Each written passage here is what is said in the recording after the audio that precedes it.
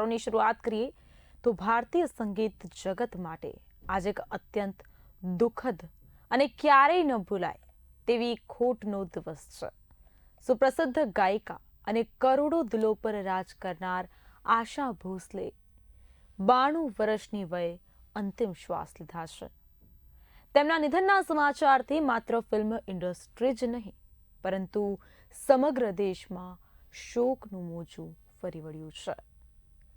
7 દાયકાથી વધુ સમય સુધી પોતાની મધુર અને દમદાર ગાયકીથી સંગીત પ્રેમીઓને ઘેલા કરનાર આશાતાઈનો અવાજ આજે હંમેશ માટે શાંત થઈ ગયો છે. સૂત્રોના જણાવ્યા અનુસાર તેમના પાર્થિવ દેહના અંતિમ સંસ્કાર આવતીકાલે સાંજે 4 વાગે મુંબઈના ઐતિહાસિક શિવાજી પાર્ક ખાતે કરવામાં આવશે. આશા ભોસલેને શનિવારે સાંજે મુંબઈની બ્રીચ કેન્ડી હોસ્પિટલમાં દાખલ કરવામાં આવ્યા. તેમને વધુ પડતો થાક અને છાતીમાં ઇન્ફેક્શનની ફરિયાદ હતી. આ પહેલા શનિવારે આશા ભોસલેની પૌત્રી જનાઈએ ઇન્સ્ટાગ્રામ પર લખ્યું હતું કે મારા દાદી આશા ભોસલે ખૂબ જ થાક અને છાતીના ઇન્ફેક્શનને કારણે હોસ્પિટલમાં દાખલ છે. તેમની સારવાર ચાલી રહી છે અને આશા છે કે બધું જ બરાબર થઈ જશે. અમે તમને જલ્દી જ સારા સમાચાર આપીશું.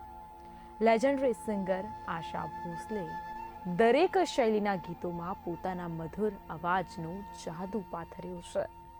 તેમના અવાજની મીઠાશ એવી છે કે આજે પણ લોકોના દિલો પર રાજ કરે છે. પોતાના કરિયરમાં 12,000થી પણ વધુ ગીતો ગાઈ ચૂકેલા આશા ભોસલે માટે સંગીતની સફર એટલી પણ સરળ ન હતી. 9 વર્ષની ઉંમરે જ પિતાનું છત્ર ગુમાવ્યું તો 16 વર્ષની ઉંમરે જ્યારે આશા ભોસલેએ પરિવારજનો વિરુદ્ધ મોટી બહેન લતા મંગેશકરના સેક્રેટરી ગણપતરાવ ભોસલે સાથે ભાગીને લગ્ન કર્યા ત્યારે લતાએ બહેન સાથે સંબંધ તોડી નાખ્યો.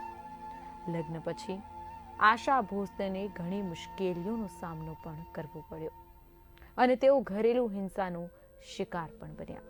એટલું જ નહીં, તેઓ જીવનથી એટલા નિરાશ થઈ ગયા હતા કે પોતાને ખતમ કરવા માંગતા હતા. જો કે 14થી વધુ ભાષાઓમાં ગીતો ગાઈ ચૂકેલા આશા ભોસલેના અવાજમાં 92 વર્ષની ઉંમરે પણ એ જ ખનક અને જાદુ યથાવત છે. જ્યારે એક સમય એવો પણ હતો જ્યારે આ જ અવાજને ખરાબ કહીને તેમને રેકોર્ડિંગ સ્ટુડિયોમાંથી કાઢી મૂકવામાં આવ્યા હતા.